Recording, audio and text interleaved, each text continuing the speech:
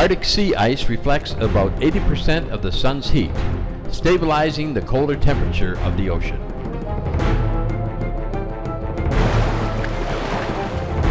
Based on the latest satellite data cited in a December 2007 article, National Aeronautics and Space Administration climate scientist Jay Zwally predicts that nearly all the ice could be gone from the Arctic Ocean by the end of summer 2012.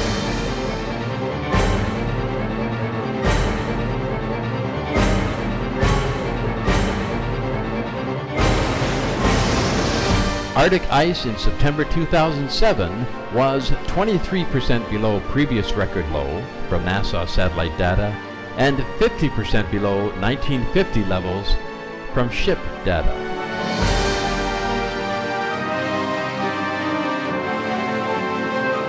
Other records surpassed.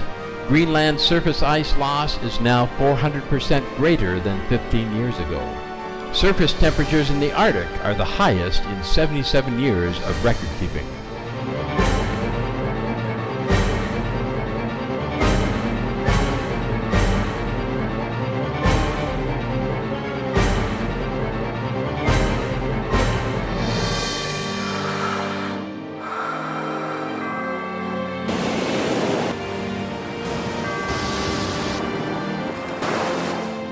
There is hope.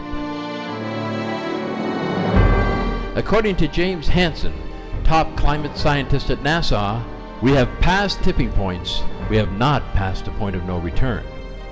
We can still roll things back, but it is going to require a quick turn in direction.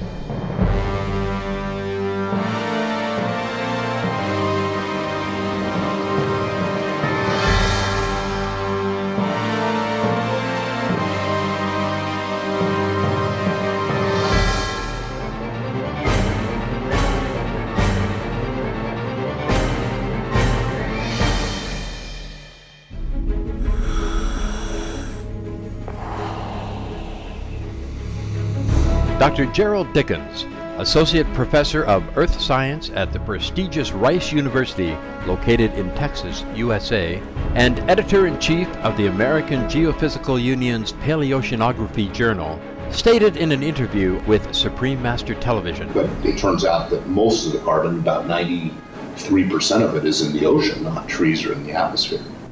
And so what's happening right now is we're adding a lot of carbon to the atmosphere, and it's coming in much faster than it can go into the biosphere or into the ocean. So that's why the CO2 is going up very, very quickly. According to U.S. University of California Davis's newspaper, the California Aggie, published on March 4th, 2008. U.S. professor says methane from Arctic lakes adds to global warming.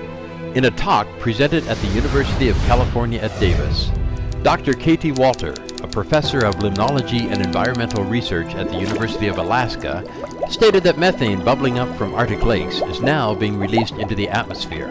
This is due to melting of the lake's permafrost layers resulting from climate change. According to Dr. Walter, who has personally conducted Arctic lake research in areas such as Siberia, this phenomena causes further global warming because methane fuels its own production by melting even more permafrost layers once released. Research by Dr. Gregory Riskin at Northwestern University indicates that methane explosions from the ocean caused extinctions of 90% of marine species and 75% of land species 250 million years ago. In his report, Methane-Driven Oceanic Eruptions and Mass Extinctions, he explains how methane gas, which had been trapped in the stagnant waters, was released, leading to the die-off of most marine and land life. Dr. Riskin states, if it happened once, it could happen again.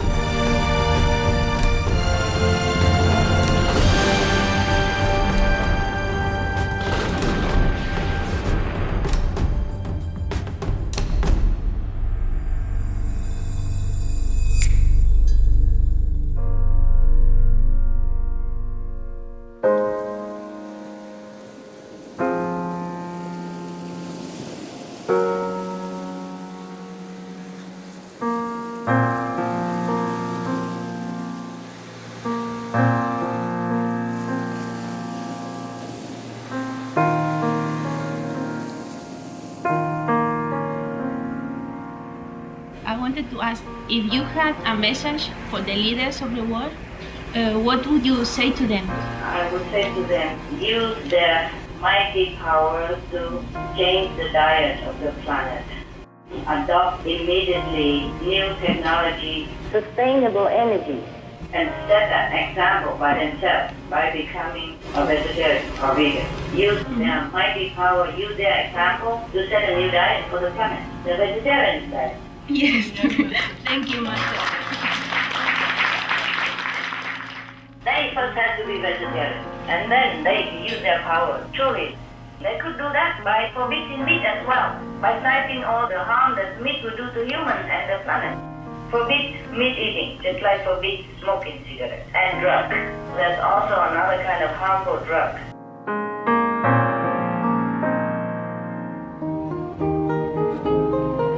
I wish really that we have the planet, we continue to live and the children will grow up in a better environment.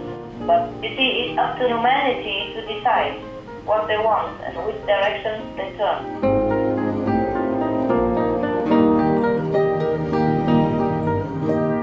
Master, since stock breeding is the major cause of greenhouse gas, it looks like vegetarianism would be a solution, but do you think it would be enough?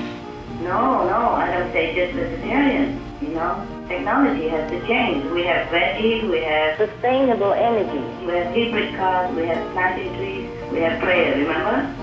Vegetarianism is for a long-term benefit, to lessen the karma, to touch the mercy of heaven.